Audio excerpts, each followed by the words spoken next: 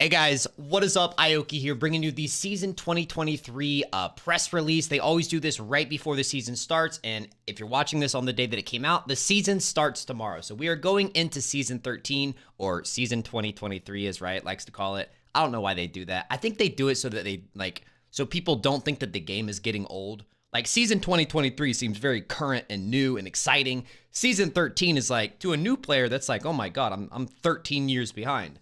But everyone's going to call it Season 13 anyways. Anyways, we are going to be looking at all of the new exciting things, and these videos are always just kind of fun to watch, so I just want to share my experience watching it with you guys. So here we go. Let's see what we got coming up for this year. They always tease like new champions and new skins and new ideas that they're doing to the game. Hey everyone, I'm Riot Brightmoon, executive producer of League of Legends, Riot Brightmoon. and I'm here on behalf of the entire League dev team to welcome you to Season 2023. First off, I want to wish you all a happy start of a new season, and I want to thank you for the marks you've all made on League. From the hype plays to the big brain moments. Like, swear to God, they could just like literally have 13 minutes of saying, hey, we're not doing anything new this game. In fact, we deleted all of your accounts. We stole your credit cards. We had relationships with your mother. Hey, and they just flip us off for 13 minutes. But as long as it was Riot Brightmoon doing it, I wouldn't even care. And all the ways you've helped make League what it is today. We have a lot to share with you, including our final updates on Ahri and Aurelion Sol, some upcoming skin thematics, an update on Ranked, and a sneak peek at some champions we'll be releasing later this year. But before we get into what's coming, I want to share a quick recap of this year's preseason. Stop looking at me like that, man!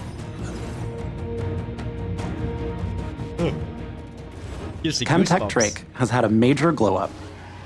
In her new and improved form, I want to say instead of resurrecting friends and foes, because they she made now the mutates Chemtech, all the Chemtech map go from the absolute worst map. It was so bad that they literally had to remove it. I've never even seen them do anything like that before. Season 12, they came out with the Chemtech map, and it would have that like fog of war where you couldn't see anything. Absolute garbage. I legitimately look forward to every single time that I get to play on the new Chemtech map. The plants are fun. The blast cones are fun. The thematic is cool. The new dragon is cool. Great job. Honest to God. I know I rag on Riot a lot, but credit where credit is due. They made the worst map the best map. They still do what you're used to, only now with a twist. And each time you defeat the Chemtech Drake, she'll grant stacking tenacity, plus healing and shielding power. It's the Olaf Drake, If you claim the soul, you'll deal increased damage and receive damage resistance when at low health. We also added new pings to help you communicate with your team. Yeah, you sure did. They did, in fact, add new pings, and I think we've all seen how absolutely worthless they are. Literally, the only ping that ever gets used is the bait ping, and they're using it in a very not nice way. I personally think the new pings, if they were like accepted by the community and actually used, there are some good pings in there. I use the hold wave. I use the all-in ping. There's good pings, just nobody uses them, unfortunately. Including the push, bait, and all-in. Better pings mean clearer calls and what you want to accomplish as a team. I mean, it's not even their My fault. It's personal just the League favorite of Legends is using the hold community ping right after my whole team dies defending Baron. It wouldn't be preseason without some changes in the jungle. You now have a path recommender, an updated camp patient system, and new jungle companions this is all kind of like to help you conquer the scary monsters of the jungle. Through a little bit of Last, but certainly not least, we have changes like a new rune recommender. I think this is good, other than the fact that I don't know if this is just me, but my client is like broken where I can't like individually choose my own rune pages. I have to choose one of these. Is anyone else struggling with that? I don't know. Maybe it's just my client that's bugged, but like I think this actually is great. It's a great gateway for like players, new players, to get like their feet in the water and understand, like, not just, for instance, look up the #1 Braum player and take his rune page without understanding it. I love that they like actually explain this page is good for shielding allies and durability. This is good for burst defenses and durability. It's like a new rune recommender, some new in-game items, as well as a few returning favorites, like us old players, and a few changes to ARAM, like new hex tech gates that transport you down the map, falling towers and the rubble that they create, and some more balance changes to keep ARAM games feeling fair and fun for both teams. I actually like new ARAM changes too. Now that we've covered preseason changes, let's talk about some of the new things coming this season. Dude, the Ahri ASU looks incredible. After a year of waiting, we're finally releasing Ahri's ASU. Oh my god, her base, her skins, new VFX, splashes, and all 9 tails have been all 9 VFX, splashes, and all Her base. Her new charm looks massive. How are you even gonna dodge that? That's like it's like bigger than her champion. But anyways, the Ahri ASU looks absolutely fantastic. They took a lot of notes from the Wild Rift model, which I think that they should just do for a lot of champions.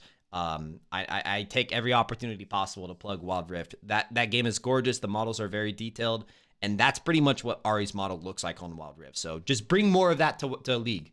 Her skins, new VFX, splashes, and all nine tails have been updated and will be out for all of you in just a few weeks. We can't wait to see what you think of her new look. I like how she like floats during her ulti now. Good. Looks good. Skins at the back. There are a few champions who haven't gotten a new skin in a while, including Aurelion Sol, Ivern, Kled, and Callista. Ivern. And I have some good news. They'll all be receiving a new skin this year.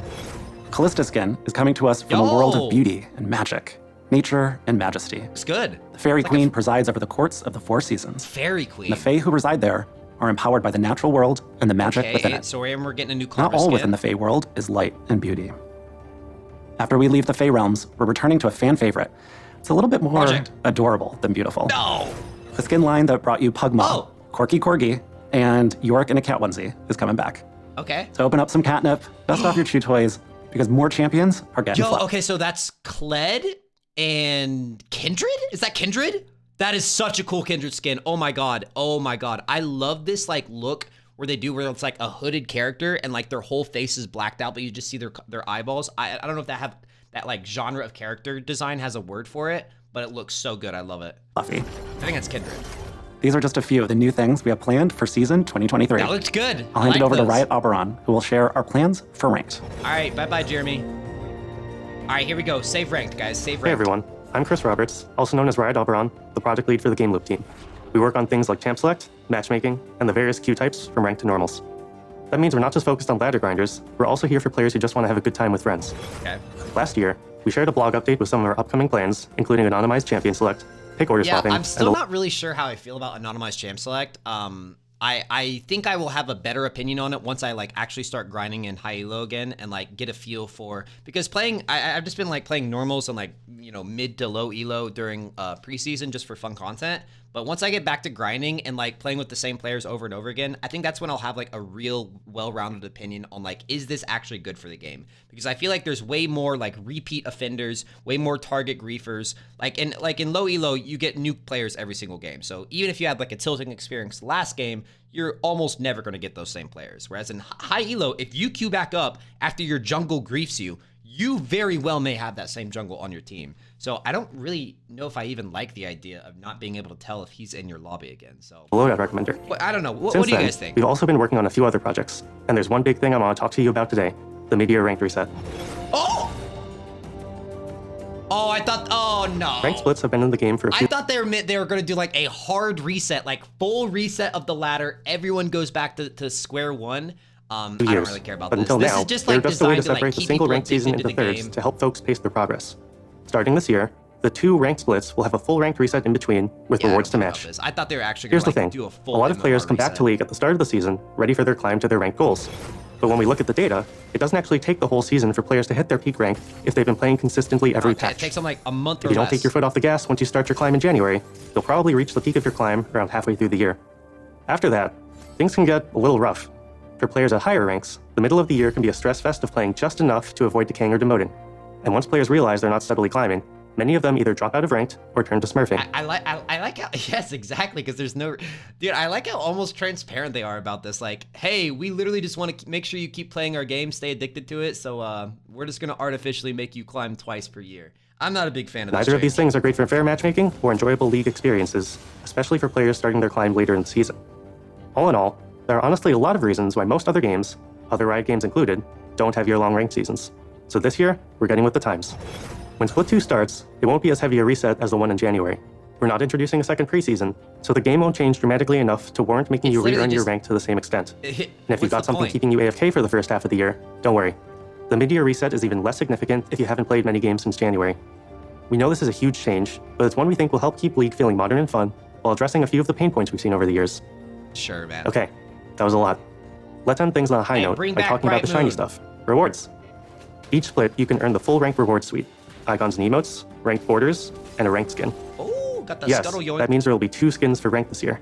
Oh, We're also okay, I adding in kinda some like extra that. rewards to your climb as you 2 progress on your Victoria ranked skins? journey. In addition to Can't this, complain about that. we're also removing the gold rank requirement from ranked skins. Now, What? every ranked player will have the chance to earn the skin moving forward, with chromas to match your final rank. The skin will kidding. continue to reflect your final ranked achievement, but we want you to also be... I think this is like one of the saddest changes they've ever made. Like hitting gold. Like as a high elo player who's played this game for years, I remember the first time I ever hit gold. It was a big deal. Like, cause like that is like the set bar. Like that's like the built-in like achievable goal. I genuinely think that everyone, barring any like physical disabilities, everyone can hit gold if they've set their mind to it and genuinely try to improve. I don't like that they're like taking away that and just saying that like, oh yeah, even if you're iron, if you play a bunch of games, you can still get the victorious skin. You weren't victorious. I'm sorry. Like, I don't like that at all. And it doesn't affect me at all. I get the victorious skin no matter what. Obviously, I'm like Grandmaster, but like, doesn't that defeat the purpose of it, calling it a victorious skin? able to earn it through dedication to climbing. That said, if you're below gold, it won't be as easy as play 10 placements for a free skin. The number of games required to earn the skin is drastically higher below gold, so just because you now can earn it at silver or below, doesn't mean you will. That doesn't make any sense though. You weren't victorious. If anything, they're saying the number of games required to get it is drastically high. So you're just rewarding the most hard stuck players? You're rewarding the person in bronze with 2,500 games that absolutely refuses to try to improve? What's the point of that? He wasn't victorious. He was as far as possible away from it. Whatever. That wraps things up for me. Up next is Riot Lexical, who's going to talk to you about our plans for champions this year. Thanks, and good luck on your climbs. Here's some juicy stuff. Here's some good stuff. Hi everyone, Lexi, Riot Lexical Gal, the product lead for Champions I like here. her energy. I'm going to Very talk happy a to be bit here. about some of the new champions we have planned for this year. But before that, I want to touch on our plans for the year overall. This season, we're focusing a bit more on smaller updates to the parts of the champion roster that has been left in the dust. I like that. We want to continue improving older champions' gameplay. They need to continue doing this because one, I think they're doing a great job at modernizing old champions, even if it's like as simple as like what they did to Malphite a few years ago, where it's just like giving him an auto attack on his W, just like modernizing. You don't have to completely rework. You don't have to completely ground them into dust and like make a new champion. We don't even need more new champions, maybe like 1 or 2 a year, but like I like that they're focusing on going back and updating champs. Fantasies. So we'll be doing more mid-scope updates throughout 2023. Good. And beyond gameplay changes, we'll also be polishing up some of the roster with much-needed VO updates for a few of our older champions like Nidalee and Varus, both of whom cross path with some of our upcoming champions. Oh, so they're updating voice actings. They're updating the voiceovers? That's actually really interesting. Because I've always wondered, like, what if a new champion comes out and is like closely related to a really, really old champion? It's not like they can get that old champion back in their voice recording studio and like having them record voice lines. So I'm guessing they're just gonna like assign a new voice actor to Varus and Nidalee. That's interesting. First up this year is Aurelion Sol's CGU. In the last LOL Please, we showed you some of the updated This looks abilities sick, by that the way. fans the flame of his dragon fantasy. Some of you But guys we are didn't asking go my too opinion deep on this. into the This parts of looks his sick. kit that strengthen his star I love forging that theme. dragon breath move. That Not was only awesome. can Aurelion Sol forge stars like a nebula in deep space, but he God. can now drop them from the sky onto his foes in Dude. Summoner's Rift. New Asa looks sick. Ouch. As we mentioned before in the last video, his new passive causes all of his abilities to grow in size over the course of the game, including his new ultimate. I mean, what's more satisfying than dropping a massive star you forge in outer space on someone's head? That looks awesome. We can't wait to see what you all think of the new and improved Starforger, and we hope a lot of you will find a new main with him. After Aurelion Sol, we'll be releasing some brand new champions. One of our goals for We've got a new support coming very, very soon, by the way. It's the next new champion. After Aurelion Sol's rework, I know this for a fact. I've been keeping in the loop with current leaks. We got a new healing fire support coming up. the past few years has been to make sure we have a champion for everyone Show to us. enjoy. Show us the new champ. So we try to have a diverse champion pool that's inclusive of all cultures, genders, and Second, in-game skill Asante levels support for is every role. griefing. And that brings us to our first new champion of the year. Byleo, we have a name. Byleo? I'm super excited for all of you to meet our male enchanter from Ishtal. Displaying an incredible understanding of the fire axiom at a young age, Yes. Milio uses fire not to raise cities, but to soothe Heal. wounds. Oh, that's such a Now cool he idea. travels to Ishtal camp, Show us. carrying the hopes and dreams of his family on his back, along with his trusty backpack. He's about to face the biggest challenge of his young life, the Vidalian. His journey to Ishalcan will broaden his horizons and introduce him to new people and places. This all sounds awesome. But it'll also bring him closer to Yuntao's darkest secrets. But know no any of matter these what names. challenges come, he'll always bounce back into action and be ready for his next adventure. Oh my God, they're giving another name of a champion after that? So we've got Mylio, we've got Neyfiri. After we're done with the adorable enchanter, we're moving on to something a bit edgier. I know some of you love complex champions and novel link skill descriptions, but others want to focus on macro play and pounce into action with a straightforward hit. If that sounds like you, good news. Neyfiri is the Darkin for you. She's a mid-lane assassin made for those of us who want to focus on the hunt. Let's go. After awakening from her slumber, her first objective is to track down her Darkin brethren. Her newfound body, or bodies, seems like a cruel twist of fate at Oh no, do we have another like Viego Silas where they like take over an enemy champ? first, but they prove useful for locating her fellow Darkin. I mean, she said it's like a and as mechanically source of simple wisdom. champion. After all, it's always better to hunt in a pack. I have some bad news though. Unfortunately, Neyfiri is the only champion this year without a shirt. We know how much you all love abs, so don't worry. We'll be looking for more opportunities next year. What was that? All right, It's been a while since we spoke about everyone's favorite Crystal Scorpion. The Skarner VGU team has started exploring ways to dial up his Scorpion fantasy. At this phase, we're leaving no arthropod hiding stone unturned to find exciting themes, Yo. kits, and stories. We'll be releasing a dev blog later this year with more information on his progress. Looking further out, we also have a hangry jungler and He an lives in a castle now. Oh no, this is for a different champion. artistic mid laner who are looming in the distance. They're a bit too early to talk about at the moment. Okay, so an but angry jungler. Look out for future angry teasers. jungler. That's all from me today. And a I'll hand stick it back mid to laner? Riot Brightmoon for some final thoughts. Right move. That pretty much wraps up things for today. But I do have one small update I want to share before we go. Oh, For years, you've been asking us for the ability to play League in any language, no matter where you are. I'm happy to share that later this year, you'll be able to select your language in League settings. We hope this makes That's your their experience big a little bit more enjoyable, announcement? no matter where you're playing from or what that language they you speak. end the conference on. I also want to remind everyone who has Xbox Game Pass to link it Oh to yeah, your this Riot is a account. really good deal, by the way. This way, you can unlock every champion for free. $1 for every single champion, by the way. Absolutely insane deal. The first month is $1, then it goes to like 10 or something, I'm not sure. And get a 20% experience boost for as long as it's active. That's We insane. have a lot more in store for this year, and we cannot wait to share more later. Thank you so much for watching. Best of luck on your climb, All right, and I'll see well, you there it is, on the guys. rest. Riot's welcome video to season 2023. Hopefully you guys enjoyed this. Would love to know your guys' thoughts down in the comments. We got some new, tidbits about new skins, new champions, reworks coming up. Pretty good video overall. I think we knew most of it, but it was like 70-30, 30% new information. But we'd love to know your guys' thoughts, and welcome to season 2023. And hey, let's make this one a banger, boys. Take it easy. Peace.